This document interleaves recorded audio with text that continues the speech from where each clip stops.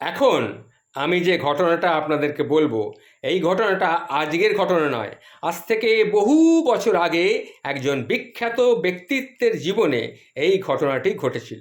ঘটনাটি শুনুন, আপনারা খুব আনন্দ পাবেন। শুনুন ঘটনাটি।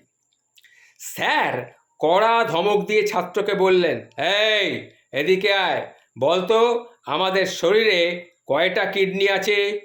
তখন সেই ছাত্রটি বলল, স্যার 4টা কিডনি আছে স্যার। এমন বেকুব জবাব ক্লাসের ছেলেরা কিন্তু কেউ কোনোদিন শোনেনি। সবাই হেসে উঠল। স্যার বলল, এই তোমরা সবাই থামো, অত চিৎকার করে হাসতে হবে না। এক কাজ করো, ফার্স্ট বয় তুমি এদিকে এসো। তখন ফার্স্ট বয় এলো। স্যার আমি বলবো স্যার কয়টা কিডনি আছে?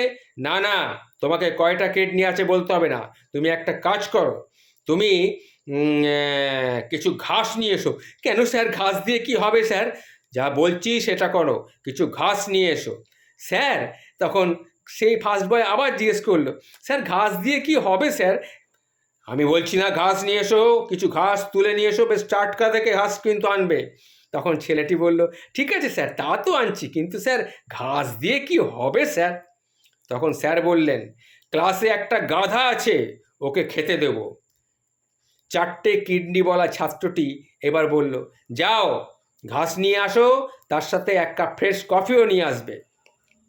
তখন স্যার বলল, স্যার বেশ রেগে গেল, সে কি, কফি দিয়ে কি হবে? কফি কে খাবে?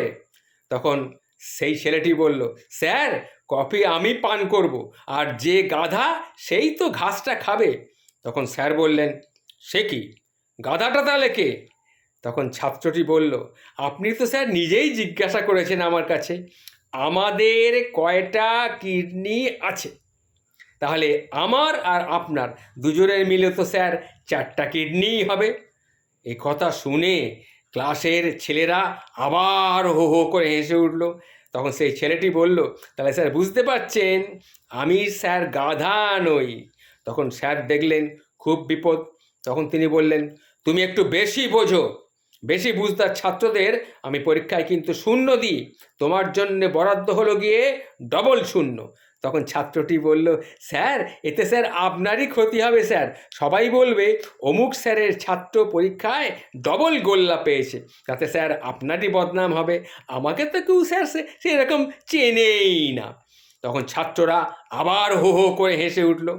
যাই হোক, পরীক্ষা শেষ।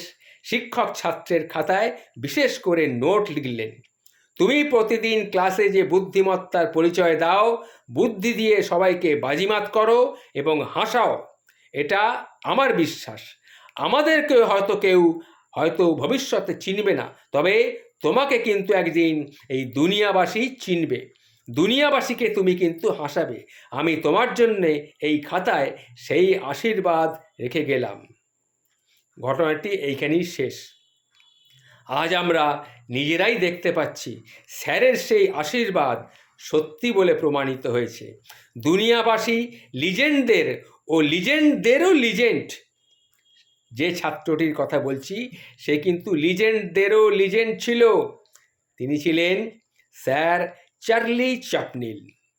স্যার চার্লি চ্যাপলিনকে চেনে না পৃথিবীতে এই রকম লোক খুব কমই আছে। সুতরাং বুঝতেই পারছেন সেদিনকার সেই দেওয়া আশীর্বাদ, স্যারের আশীর্বাদ, কিভাবে তার জীবনে আশীর্বাদ, সত্যিকারের আশীর্বাদ হয়ে নেমে এসেছিল। ঘটনাটি শুনলেন একজন লিজেন্ডের জীবনের সত্যিকারের ঘটনা। নমস্কার।